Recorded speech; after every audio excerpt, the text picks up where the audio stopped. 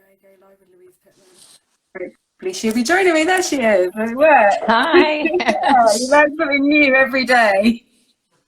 I was How are you trying to do it at the doing? same time as you. I'm good, thank you. And usually it comes up, you can ask to join, but I couldn't see that button anywhere today, but you found it. So Yeah, luckily. Otherwise it'd just be me talking to myself. Um, it seems really appropriate we're chatting as it's Menopause Awareness Month and World indeed. Menopause Day. And I read today it's World Perimenopause Day. I don't know if somebody's added that in as well. There does seem to be a day for everything, but it seems Oh, appropriate. when's that today? Today, yeah. Wow, we have timed this right then. Yes, because next Tuesday, of course, is World Menopause Day. So yeah, I mean, it's funny, isn't it? We talk about this word menopause, but it describes one day in the whole journey. Um, but I guess before we knew, well, we still don't know much at all, but we knew even less before. And so I guess everything was categorized under that one term, Mm, menopause. So yeah. yeah, but it's good, you know. Yes, it seems like lots of days now, but it's good that we are raising this awareness and making the conversation. Exactly, I think that's really important because for too long it's been such a taboo subject, and I didn't learn about perimenopause until I went to your yoga workshop in February. I just thought about menopause. So I went when maybe we can sort of explore the differences and kind of talk them through about what women should be aware of when it comes to perimenopause and menopause. Hmm. Yeah. So that yes, that will be a useful thing to do. Do you want to do that now or Yeah, I guess we yeah, could start there. start I guess there? the conversation goes. I haven't seen any questions coming in particular, so maybe our Okay. conversation will provoke some Yeah, questions. and if anyone has any, pop them in the comment box and we can come to them as we go along. But yes, this distinction between perimenopause, menopause, and postmenopause, indeed. And peri means around the time of. So perimenopause is the journey from when things start to change. You might notice first that your period becomes maybe more frequent or longer apart. That's often the first indication that women have. Women often think it's a hot flush is the thing that they're waiting for, or the thing that is going to happen to them, or that is the first step. And then when they kind of start to think about it, usually, I mean, they're not far behind. The vasomotor symptoms, as they're called, things like hot flushes, do tend to come reasonably early, but it's different for everyone. Everyone kind of goes through perimenopause, whether you know it or not. And then when you have stopped your periods altogether, 12 months from that day, that one day anniversary of not having had a period for 12 months is menopause. So it's like that one day to celebrate, which, you know, I'm a true believer in a celebration of that day. And then every other day after that is postmenopause. So yeah, this, you know, there's a long time sometimes that falls into this perimenopause time. There is a much longer time that falls into postmenopause, but again, this fixation of the word menopause being the whole journey. Hmm. And are there different challenges during each part of that journey? Yeah, I mean, perhaps not so, maybe the menopause, the actual day of menopause, perhaps the biggest challenge there is the kind of emotional hurdle to jump over, that from that day forth, you will never menstruate again. And whilst many women, if you ask them what will be the best thing about menopause, it will often be said not having periods anymore. When it happens, in my experience, lots of women I've spoken to do kind of mourn the loss of their period because it gives us so much information. A menstrual cycle has been coined by many medical professionals as the fifth vital sign because it tells us so much about our body. You know, we take our temperature as one of those signs to tell us our blood pressure, our heart rate. All those things tell us, or tell, you know, somebody that might be looking at our body, how our body is functioning. Well, the menstrual cycle is an amazing way to tell how your body is functioning. So it is perhaps something to be mourned. But there can be lots of things that you can, you know, find to continue with a cyclical life after. Perimenopause, again, lots of different kinds of emotions, mental health wise, also physical symptoms. And I don't think, they say there's 37 common symptoms of this kind of journey. And you could label that menopause because they don't just stop on the day of menopause. Some women do continue with their symptoms. But there are so many more that we don't know about, or that are, not common, but quite a few women that have them. So the biggest challenge, I guess, is that there's the psychological element, the physical element, and the emotional element to kind of think about. And then postmenopause, for me, is what I try and encourage people to do, women to do, people to do who take this journey, is to really see this as a time to completely step into your power. I see it as a really powerful, juicy time of life. Juicy isn't a word we tend to associate with menopause, is it? Because as we know, things begin to dry up with the decline of estrogen and progesterone. But, for me, it's there, it's possible. It's a mindset, I guess. The Chinese call it the second spring, I think, don't they? They do. They see it as a time of rebirth. And I guess that's also where I'm coming from, that it is, you've gone around the cycle and then you come back out again.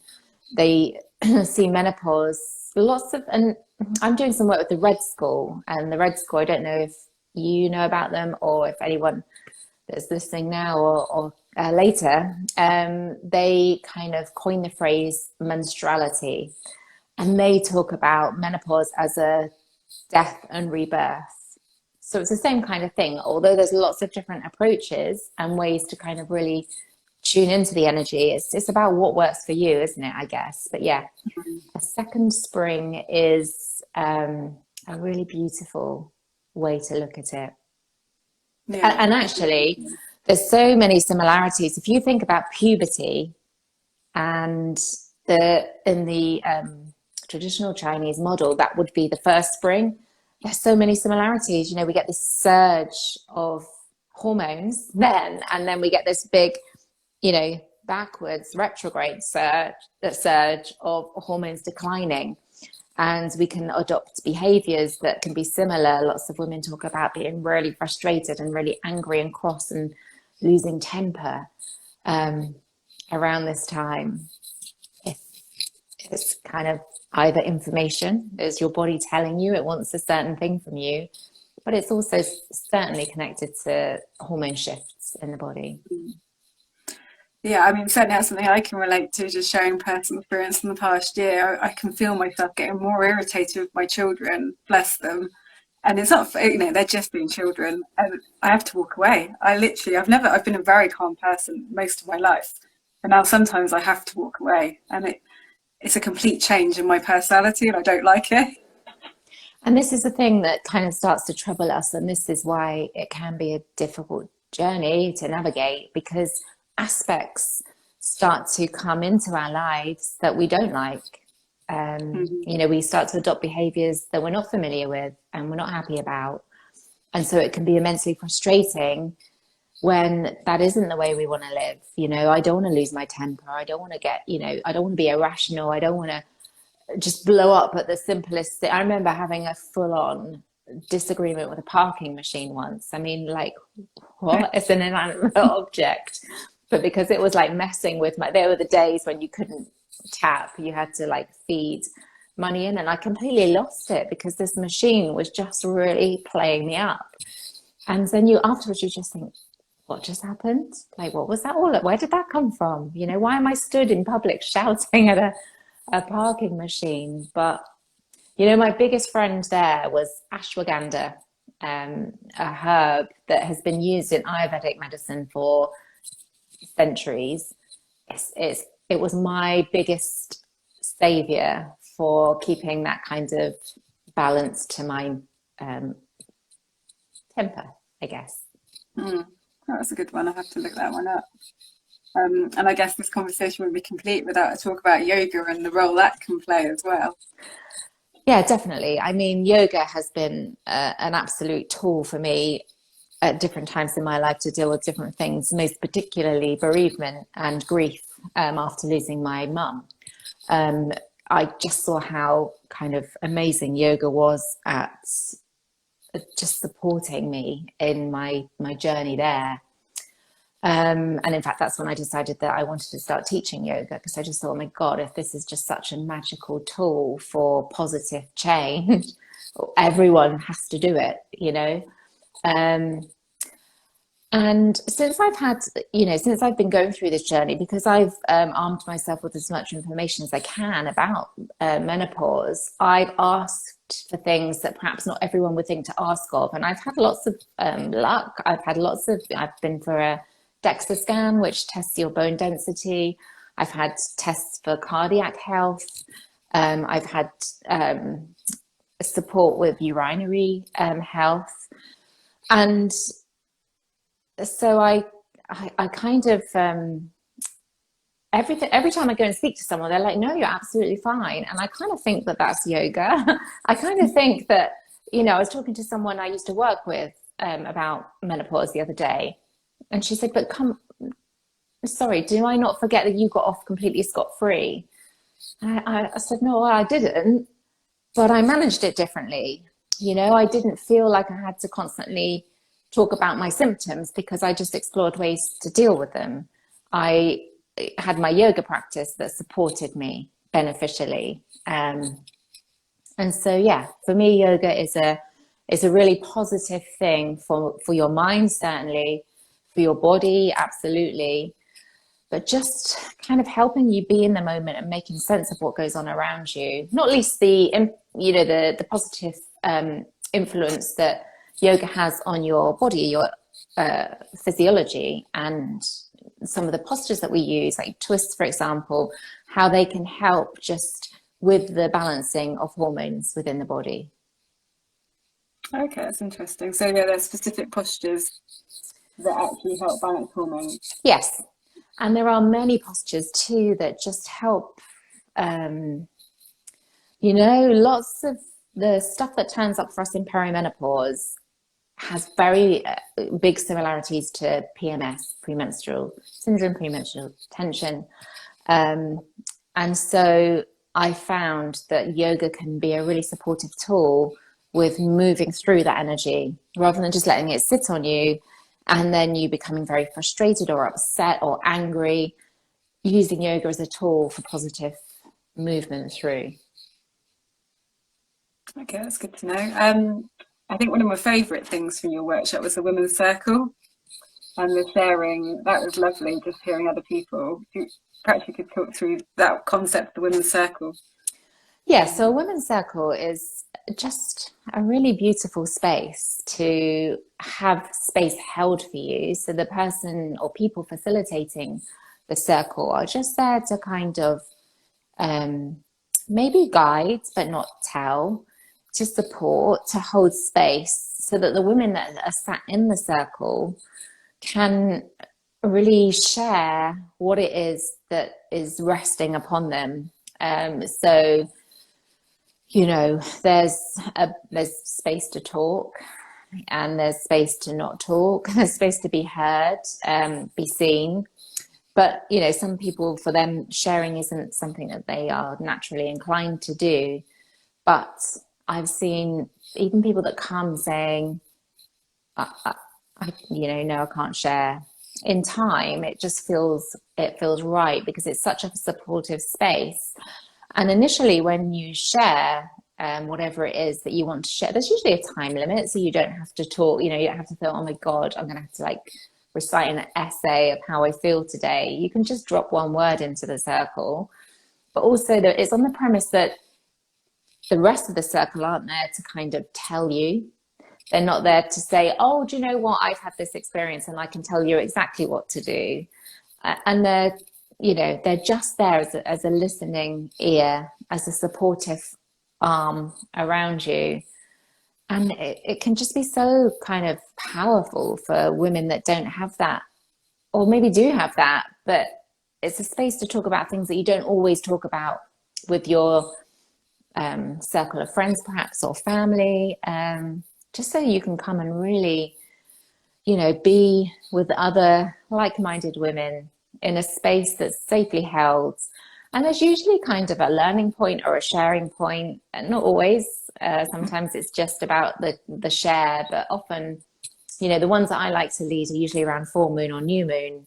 So we tune into the energies of those and what they can offer to your life if you want to be guided in that way. And that, what I was saying about postmenopause and still being able to find some rhythms and cycles within life, the moon is a wonderful. We had a full moon on Sunday, and last night I drove out of my yoga. I'm going like this, I'm pointing just there because literally one of the classes I teach on a Monday night is just through there. And I drove out and the cathedral, Salisbury Cathedral, I'm in Salisbury, was right in front of me, and there was a massive full moon. Well, a day off full, but it still looked pretty full to me. And it was just such an amazing sight. And I kind of feel really, as women, we are linked to the moon. Our bodies as people, as humans, men and women's bodies are made up, I don't know, is it like 70% water?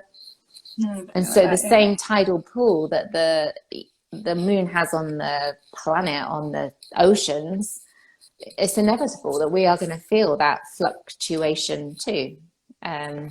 So it's kind of a lovely way to still cycle once you don't cycle anymore. Yeah, no, that sounds, that picture, I've got that image of the cathedral in my head now with the moon behind. I can just imagine it looking beautiful. Yeah, I'll pop a picture. Well, my picture isn't very good. There's somebody in Salisbury that takes the most amazing pictures of the moon over Salisbury Cathedral and Stonehenge. They are phenomenal. I mean, you know, he's probably a photographer and has a great camera, whereas I'm like there with my iPhone trying to get a picture. But I'll put it on my stories in case anyone wants to have a look. As not as magnificent as the picture is, you can tell, you know, you can get that from it. If anyone has questions, by the way, please do put them in the comments. I haven't seen any yet, but otherwise we can carry on chatting for a bit longer. So your yoga workshop, we've got one on the 29th of October for 3 hours. What sort of things would you cover in that workshop? So it will be kind of, the time will be divided, having a opportunity to kind of have a circle conversation to like talk about maybe what brought you there.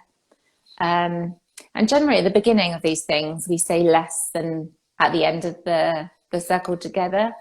It will certainly be an opportunity for anyone to share what's brought them there and what perhaps they're looking for as a result of being there.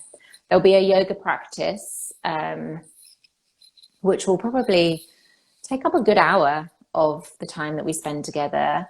We'll do a breath practice together because the breath is such a beautiful tool again for pretty much anything in life. Any challenge life throws at you, your breath is a real support, a guide, a tool to use. And I've done some training on breath specifically for menopause. So we will do one of those breath practices together. And then I will share some information. Sometimes it feels like a lot of information, but I try and do it in as much of a kind of an engaging and interactive way as possible. We were going to theme this, weren't we, Emma? But I think we've decided that we're just going to do a general